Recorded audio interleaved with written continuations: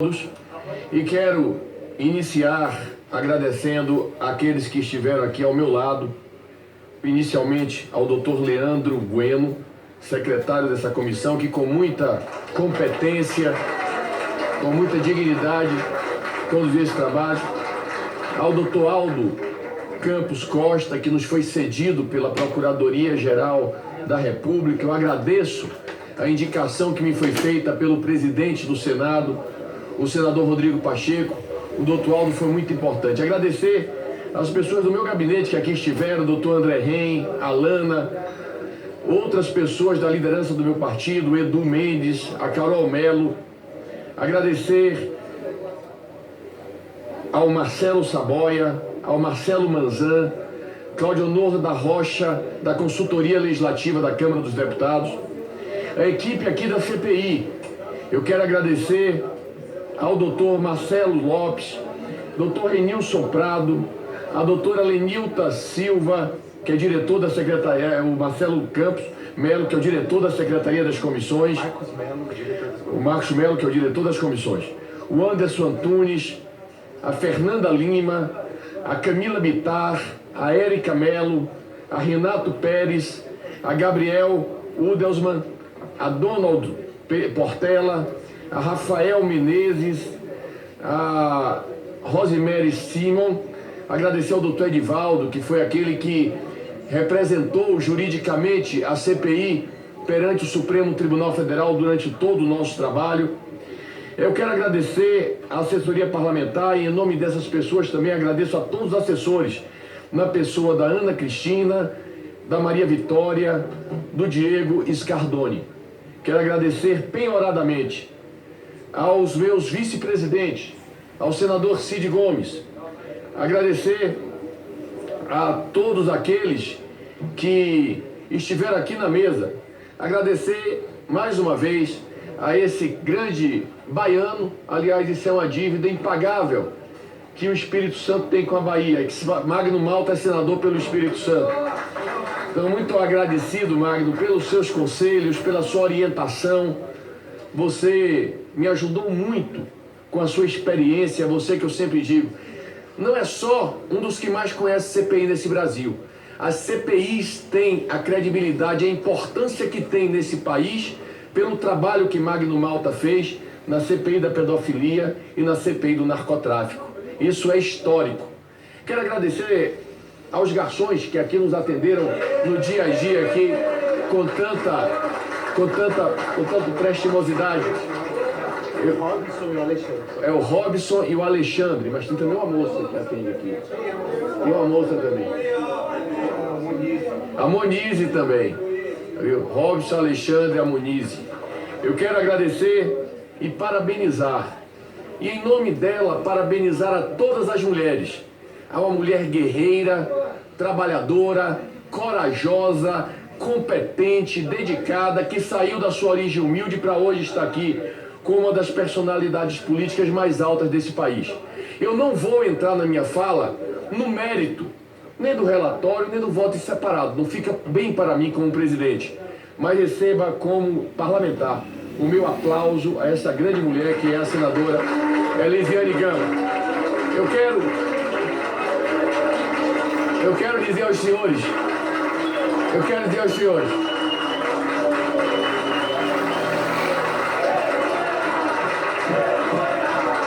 falar, deixa eu concluir a minha fala. Pessoal, deixa eu concluir a minha fala. Eu vou pedir, vamos concluir a minha fala. Eu quero dizer aos senhores o seguinte, me permitam falar um pouco de mim.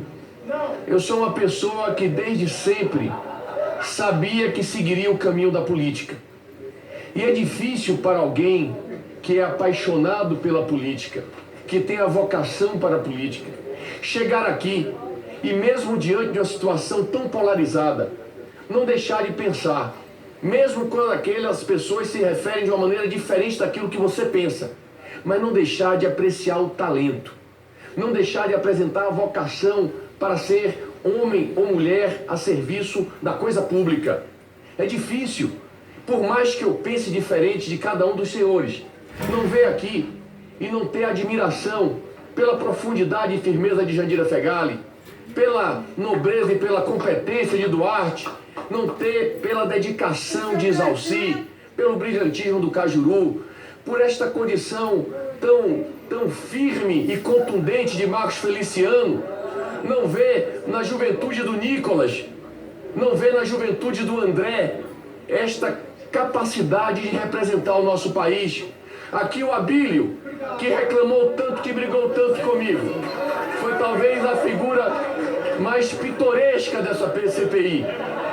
Mas de qualquer maneira, meus amigos, é difícil presidir nessa CPI, vendo tantas pessoas talentosas, comprometidas com o Brasil, deixar de sair daqui com uma convicção, a convicção, Jorge Seife, de que todos os homens e mulheres que estão nessa CPI querem o melhor para o Brasil. Não tenho a menor dúvida disso. Eu sei que muitas vezes a vontade de servir é sobreposta pelo método com que você faz a sua escalada, senadora Damares. Eu sei que uns pensam de uma maneira e outros pensam de outra, na forma de chegar ao objetivo, Duda, que pretendem. Mas o importante, meu caro Rogério Corrêa, é a boa vontade, é a boa fé, é a crença de que nós podemos fazer um país melhor. Ninguém dos que estão aqui envidou tanto esforço, se dedicou tanto, esteve aqui nos embates mais duros, se não acreditasse no país. Nós precisamos, entretanto, internalizar o conceito da democracia. Nós precisamos entender que a diversidade de posições, o contraditório, faz parte da vida política. Entretanto, também temos que entender que na política tem que existir o fair play para que a gente possa servir ao nosso país. Vejam bem, a nossa Constituição não é uma Constituição dogmática como é a dos Estados Unidos, que foi feita, meu caro e brilhantíssimo senador Randolfo Rodrigues. A Constituição brasileira não é como a Constituição americana, que foi feita em um modelo de um país liberal, exclusivamente liberal. Não! A Constituição de 88, ela é uma coxa de retalho. Senador Comparato, todos aqueles grupos políticos que tiveram capacidade de se fazer representar na Constituinte de 88, em alguma medida, colocaram uma parte do seu pensamento na nossa Carta Constitucional. Isso faz com que a nossa Carta seja extremamente aberta e ampla, e é por isso mesmo que a toda hora somos obrigados a chamar o Poder Judiciário a decidir questões que teoricamente deveriam ser resolvidas no âmbito do Parlamento, deputada Carla Zambelli. Mas acontece que se por um lado temos essa abertura democrática, temos esse conflito permanente, aí está a grandeza da nossa democracia, que na sua abertura e diversidade cria o equilíbrio. E isso é que faz com que nós tenhamos muitas vezes confrontos duros aqui na Câmara dos Deputados e no Senado da República. Meu caro senador Girão, grande amigo que construí nesta comissão, eu quero dizer aos senhores que a Constituição brasileira, ela impõe, necessariamente, ela impõe a cada dia a necessidade de pactuarmos, porque é uma Constituição feita, minha cara Biaquice, você que é uma constitucionalista, é uma Constituição feita na base da pactuação. Foi assim que nós fizemos a nossa Constituição brasileira. E, portanto, temos que saber conviver com isso, conviver com essa realidade. E o Parlamento é a peça central dessa posição, meu caro senador Rubem. É a peça central porque aqui é que estão representadas todos os segmentos da vida pública brasileira. E aqui é justamente por isso que umas vezes algum pensamento vai estar em minoria, mas aquele pensamento que hoje está em minoria, amanhã pode ser maioria. E é por isso mesmo que até para preservar o nosso direito de ser minoria ou maioria, nós temos sempre que defender o direito da minoria. Era mais fácil para mim como presidente, muito mais fácil, Rogério Carvalho, para mim como presidente, aqui resolver tudo na base do voto. Quantas votações eu colocasse aqui, pura e simplesmente, seriam aprovados todos os requerimentos propostos pela maioria, claro. Entretanto, eu preferi fazer um enfrentamento, muitas vezes me indispondo, mas fazendo enfrentamento negociado para que também fossem chamados os membros, os representantes da minoria. Mas aí também, obrigado Jorge, mas aí também eu quero dizer que esse acordo foi possível porque houve o fair play da maioria, que admitiu a negociação, que não teve o hábito autoritário e boçal de dizer não, eu não quero o acordo porque eu tenho um número. Não, tivemos grandeza política para avançar, aprovando, Felipe Barros, aprovando todas essas mudanças que foram possíveis, todos esses requerimentos que foram possíveis do governo e da oposição. Portanto, meu caro Rafael Brito, portanto, meus caros colegas, senhores e senhoras deputados, eu não tenho dúvida nenhuma de dizer, nós cumprimos o nosso papel. Nós demos ao Brasil um registro histórico de um momento importantíssimo. Daqui a 100 anos será falado do que é o dia 8 de janeiro de 2023. Daqui a 100 anos será lembrado não o processo judicial que tramita do Supremo Tribunal Federal, porque lá está a portas fechadas.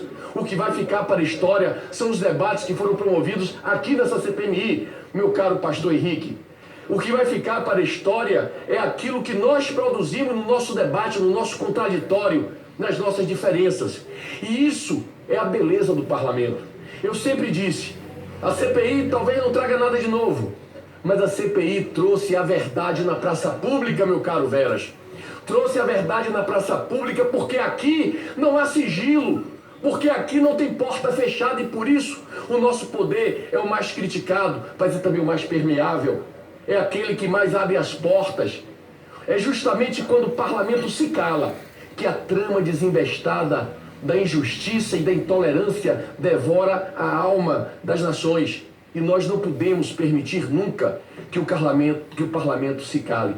Aqui nessa CPI, vivenciamos a síntese do radicalismo nacional que vivemos talvez desde o pré-impeachment da presidente Dilma.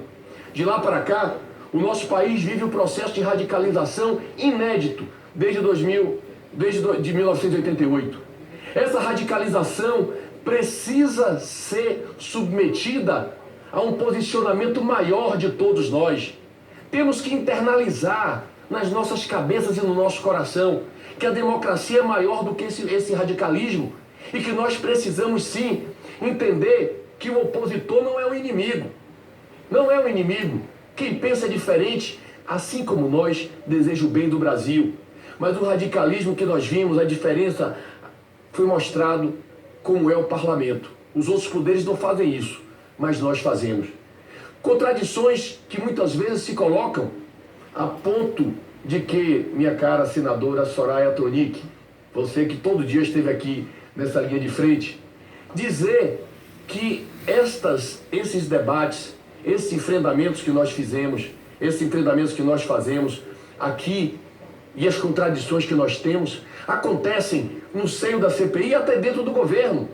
Se olharmos para o governo, o depoimento e a fala, meu caro e brilhante senador Marcos Rogério, o depoimento do ministro da Defesa, membro do governo do presidente Lula, é de que não houve golpe. O depoimento e a fala de outros ministros é de que houve um golpe. E aí nós vivenciamos e notamos o quanto é plural esse país e o quanto é difícil tratar dessa situação.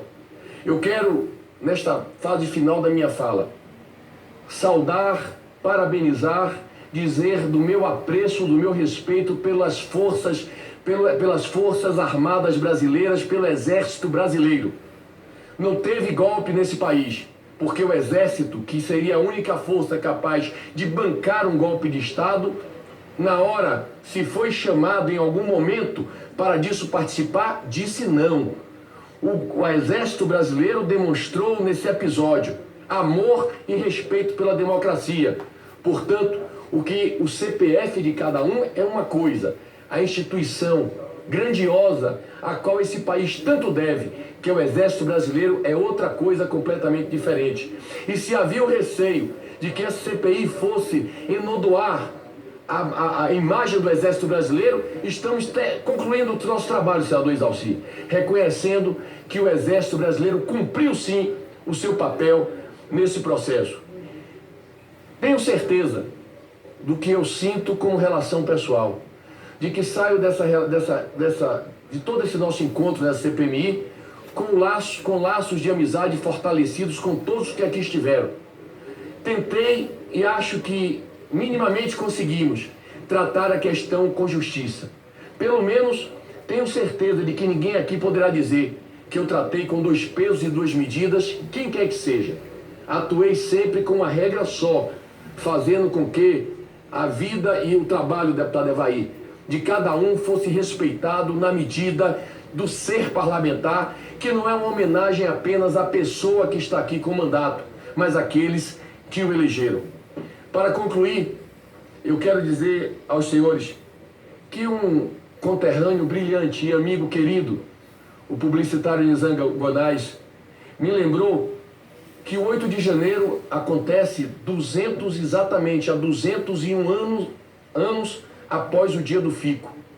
Aquela data é muito importante para o Brasil, porque depois que a família real veio para o Brasil em 1808, Dom João VI volta para Portugal e as cortes de Lisboa, querendo retroagir nos direitos que o Brasil havia conquistado, exigem a volta do príncipe regente, que é Dom Pedro I. E no dia, exatamente, no dia 9 de janeiro de 1822, foi o dia do fico. O dia que o presidente, que o príncipe regente garantiu a sua permanência e estabeleceu aqui o embrião desta grande nação que todos nós hoje somos parte. Portanto, eu quero dizer aos senhores que sei perfeitamente que mesmo nas oposições e nas opiniões diferentes, nenhum dos que estão aqui concordam com o que aconteceu no dia 8 de janeiro, com a violência, com a brutalidade, com a falta de respeito com as instituições nacionais. Sei que nenhum dos parlamentares dessa CPI concorda com isso. E, portanto, eu quero concluir dizendo: 8 de janeiro, nunca mais. 8 de janeiro voltará a ser o dia do fico da democracia, do fico da liberdade de opinião, do fico da diversidade, do fico da Constituição brasileira. Muito obrigado a todos.